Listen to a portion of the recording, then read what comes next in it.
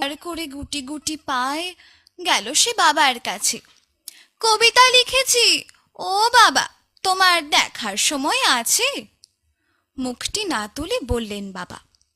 কবিতা লিখেছ? বেশ, পড়ব তো বটেই, আগে খবরের কাগজটা করি শেষ। অগত্যা গেল দিদিটির কাছে। ডাকল সে, দিদি আয়, দেখ না কেমন ছবিটা এঁকেছি ছোট্ট এই কবিতায়। দিদির দু চোখে টিভি পর্দার ঝলমলে রোশনাই। বলল, কবিতা? তুই লিখেছিস? কবিতা না, ওটা ছাই। অপরাজিতার চোখ ছলো ছলো, বুকে কান্নার ঢেউ।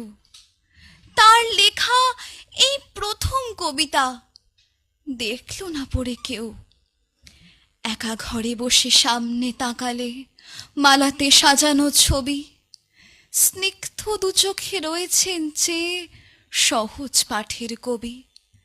কবিতার খাতা মেলে সে ধরল, ঠোঁট দুটো থরো থরো। বলল, ঠাকুর, কেউ না পড়ুক, তুমি এ কবিতা পড়ো।